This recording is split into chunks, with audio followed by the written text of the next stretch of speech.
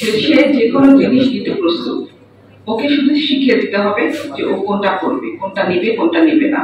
তা আমরাই ভুল করে দেই, ভুল পথে ওকে চালাই। আমার মনে হয় যে আমাদের ছোট্ট বয়সে আর ব্রেনে গেঁথে যায়, কিছু দিলে কিছু পাওয়া যায়।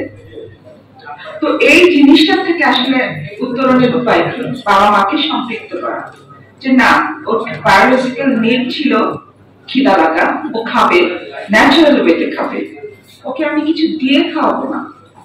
এখন আমরা কি দেখি, সব বাচ্চার বাবা মা আগে ওকে স্মার্টফোনটা দিয়ে দেন, ওটা দেখে, ও কিন্তু দেখে এবং খাচ্ছে। ও কি খাচ্ছে ও কিন্তু জানে না, ও ওকে যা বাবা মা দিয়ে যাচ্ছেন খাচ্ছে।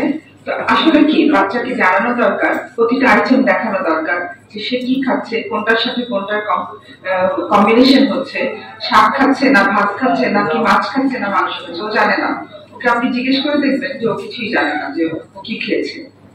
খেয়েছে, পেট ভরেছে, যখন ওর বমি আসতে শুরু করে তখন আমাদের মায়েরা পেটটা সরান, মা বাজে খাওয়াতে থাকেন।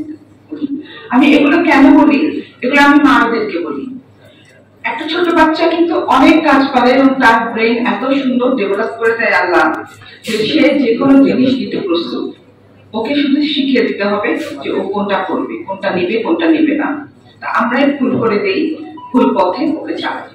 আমার মনে হয় যে আমাদের আজকে যে কর্মশালাটা হয়েছে সেখানে আরো বেশি সম্পৃক্ত দরকার হচ্ছে আমাদের প্যারেন্টসদেরকে, যাদের উদ্দেশ্যে আমরা এটা করবো, এবং প্যারেন্টসের সাথে সাথে আমরা যেটা করতে পারি সেটা শিক্ষকদের ইনভলভ করা। তো আমি সবাইকে ধন্যবাদ জানাই, উপস্থিত হয়েছেন আমাদের বিশেষ অতিথি হিসেবে বক্তব্য দিয়েছেন আমাদের